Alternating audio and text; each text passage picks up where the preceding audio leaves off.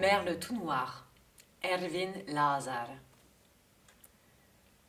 Le merle vivait dans le bois.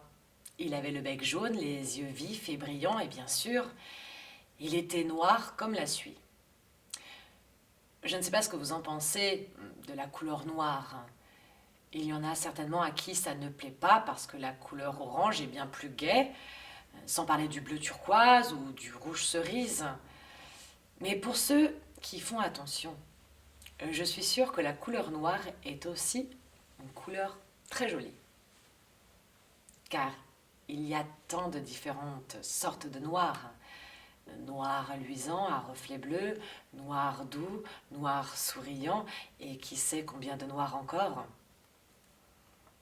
Le merle était de couleur noir luisant et sa couleur ne lui plaisait pas du tout, ni douce ni souriante. Il était bouffi de rage. Pendant quelque temps, il ne sifflota même pas, car on aurait pu le croire joyeux. Il répétait très en colère « Tchic, tchic, tchic, tchic, tchic ». Il voulait de belles plumes rouges, comme celles du rouge-gorge, des vertes, comme celles du verdier, des blanches, comme celles de l'aigrette, et enfin, des plumes panachées, comme celles du perroquet. Voilà pourquoi il était très en colère. Il se croyait l'oiseau le plus laid de tout le bois. Mais ce fut lorsque le petit garçon vint dans le bois que son chagrin devint vraiment poignant. Parce que l'enfant dit aux oiseaux « Il me faudrait un ami oiseau, qui viendrait le matin frapper à ma fenêtre et à qui je pourrais offrir du mil et des miettes de pain. »« Ah !» dirent les oiseaux. Il n'y eut que la hulotte qui dit « Ouh !» Peut-être parce que elle n'aimait pas le mil et les miettes de pain, mais peut-être aussi parce que c'est tout ce qu'elle savait dire. L'amitié n'est pas chose facile, parce que bon, le petit garçon avait besoin d'un ami oiseau. Mais sans un oiseau qui ait besoin d'un ami petit garçon, la question restait difficile à résoudre. La plupart des oiseaux avaient déjà un ami. Il y avait la pie-grièche pour la bergeronnette, le roitelet pour la citelle, la spatule pour la cigogne, le butor pour la grèbe huppée. Seul le chat huant et le corbeau freux n'avaient pas d'amis, mais ceux-là sont des oiseaux fort grincheux et ils n'ont pas besoin d'amis. Et il y avait bien sûr le merle qui n'avait pas d'amis, parce que comme il avait honte de sa couleur, il faisait le fier. Ça arrive à bien d'autres aussi, d'avoir honte de quelque chose et de ne pouvoir supporter cela qu'en faisant le fier. Ainsi, le petit garçon ne trouva pas d'amis. Pourtant, le merle était là, tapi dans l'herbe, et il se disait « Moi, j'aimerais bien être l'ami de ce petit garçon. J'aime beaucoup les miettes et le mil. » Puis après réflexion, il ajouta « J'aime beaucoup le petit garçon aussi. » Mais il n'osa pas se montrer. C'est bien de moi qu'il aura besoin. Moi, si laid, noir. Le petit garçon s'en alla donc sans amis. Il pleurait presque, mais il essaya de retenir ses larmes jusqu'à l'orée du bois. Il n'aimait pas pleurer devant les autres. Mais les oiseaux virent bien que ses yeux devenaient de plus en plus rouges, et ils le prirent en pitié. En fait, ils aimaient bien ce petit garçon. Ceux qui voudraient avoir un ami et qui s'en vont jusqu'au bois pour en chercher un, il faut les aimer. L'un des oiseaux lui cria « Reviens dans une semaine !» Peut-être que si le vieux peintre n'avait pas habité dans les environs, tout se serait passé différemment. Mais c'est bien là qu'il habitait, tout près du bois. C'était un vieux monsieur, très joyeux et souriant. Sa barbe était étrange, de 1000 couleurs, car il avait l'habitude d'y essuyer ses pinceaux. Le merle se souvint du vieux peintre à la barbe multicolore et de ses belles couleurs. Quelques coups d'aile, et le voilà à côté des boîtes de peinture. « Je serai splendide la semaine prochaine », se dit-il. Et comme c'était le tube de peinture verte qui était le plus proche, C'était là un bien étrange pivert. Car le pivert n'est pas d'un vert uniforme, et son bec encore moins. Mais le petit pivert, dans son grand enthousiasme, avait même barbouillé son bec de verre. Maintenant, il peut venir, le petit garçon, se dit-il. Il fit tellement attention à ne pas abîmer la peinture qu'il en oublia de manger pendant une semaine. La semaine s'écoula sans bruit, et ne se passa rien d'extraordinaire, si ce n'est que le vieux peintre peignait des arbres violets et des prés violets, sa peinture verte ayant mystérieusement disparu. Le petit garçon arriva.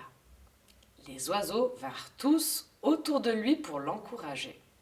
« Ne t'inquiète pas, il y aura quelqu'un aujourd'hui. »«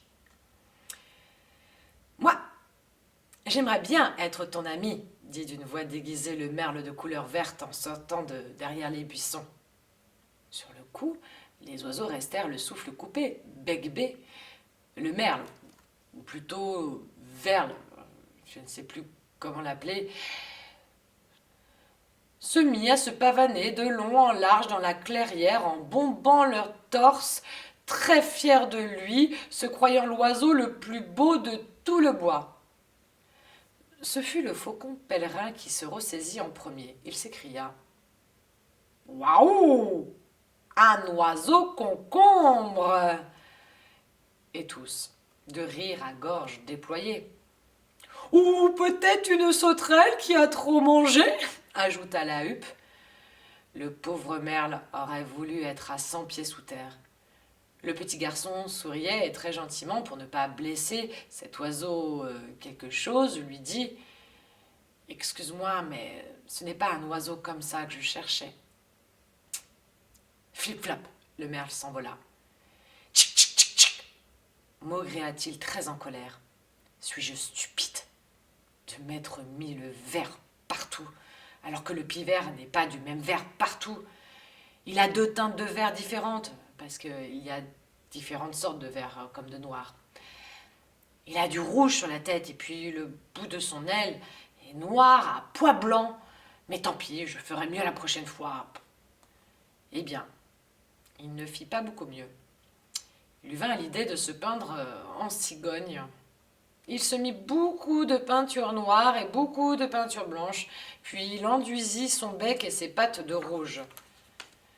Pas une seule fois, il ne lui vint à l'esprit que la cigogne était au moins 10 fois plus grande que lui. A-t-on jamais vu une cigogne comme celle-ci, petite, à pattes courtes, au bec court, sans compter que la peinture verte transparaissait sur son dos? Le bois avait rarement entendu un fou rire comme celui-ci qui éclata lorsque le merle, camouflé en cigogne, vint se planter devant le petit garçon. « Eh bien, d'où sors-tu, toi? Qui es-tu » lui demanda-t-il. « Tu vois bien, je suis une cigogne, » répondit le merle quelque peu apeuré, car il commençait à se douter que cette transformation en cigogne n'avait pas tout à fait réussi. « Cigogne? Pourquoi pas citrouille ?» pouffa la cigogne. Et elle fut prise d'une telle crise de rire qu'on fut obligé d'appeler l'ambulance. En vérité, cette histoire de cigogne prit une fin bien déplorable, parce que le petit garçon, tout désolé, dit « Excuse-moi, mais ce n'est pas un oiseau comme ça que je cherchais. » Le merle, dans son grand chagrin, disparut pour 6 mois. En vain. Le petit garçon allait-il au bois? En vain. Cherchait-il un ami oiseau? Le merle avait le cœur gros. Ah, si seulement j'étais plus beau! Le petit garçon voudrait certainement que je sois son ami. Le petit garçon devenait de plus en plus triste. Il n'y a même plus l'oiseau concombre pour vouloir être mon ami. Les oiseaux essayaient de le consoler. Mais c'était d'un ami dont il avait besoin. Comment pourrait-on consoler quelqu'un qui ne trouve pas d'amis? Le merle était tout aussi chagriné que le petit garçon, sinon plus. Son malheur l'affligeait, celui du petit garçon l'affligeait. Le sien l'affligeait peut-être un petit peu davantage. Aussi, au bout de 6 mois, il décida de tenter sa chance une nouvelle fois. Mais cette fois, il voulait faire un travail très soigné. Pendant toute une journée, il observa le loriot. Le loriot est l'oiseau le plus beau du monde, se disait-il. Même son nom latin est le plus beau des noms d'oiseaux. Il s'appelle Aurelius Aurelius. Bon, il faut savoir en effet que tous les oiseaux ont un nom en latin. Il ne lui vint pas une seule fois à l'idée que son nom latin à lui c'était Turdus merula, ce qui n'est en rien plus laid que Aurelius Aurelius. Peut-être même que c'est plus beau. Il commença donc à se peindre en loriot. Cela dura toute une semaine, mais le résultat fut impeccable. Le merle avait tout à fait l'air d'un vrai loriot. Peut-être que sa silhouette était un tout petit peu différente de celle du loriot, mais il fallait vraiment bien s'y connaître en loriot pour s'en rendre compte. Cette semaine-là, le petit garçon alla au bois comme d'habitude. Et il ne pouvait se décourager. Il savait qu'il devait trouver un ami. Le merle, peint en loriot, sortit d'entre les buissons. Les oiseaux eurent le souffle coupé d'admiration. « Quel loriot magnifique !» s'écrièrent-ils. Le petit garçon le regarda aussi, émerveillé, et son cœur battit très fort. Seul le vrai loriot avait des soupçons. « Il y a quelque chose de bizarre, ce loriot, » se dit-il, et lui lança « Siffle un coup pour voir, hein. »« Non !» répondit le merle d'un ton goguenard. Bien sûr, parce que le loriot sait chanter. Il siffle, le loriot, alors que le merle ne sait faire que « youtou !» ce qui est certainement tout aussi joli que le chant du loriot, mais c'est tout de même différent.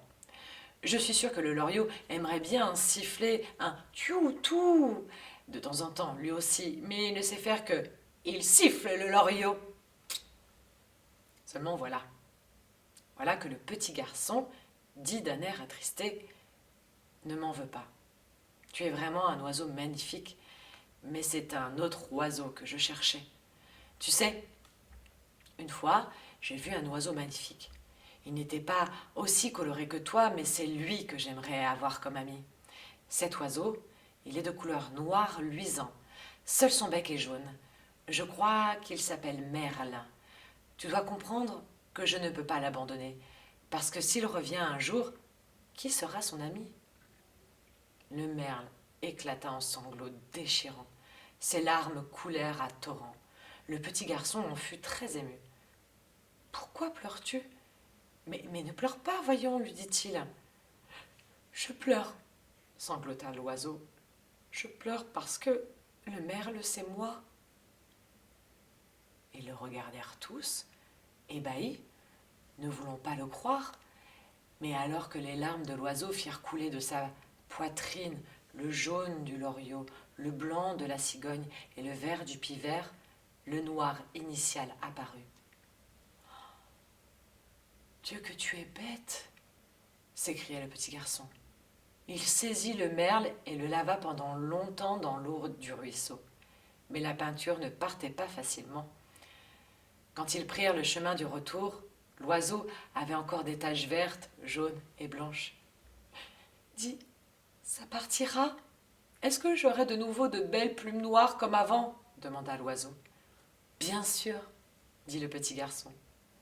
Puis il devint un peu triste à l'idée qu'il aurait eu un ami depuis 6 mois déjà, si ce gros bêta ne s'était pas peinturluré.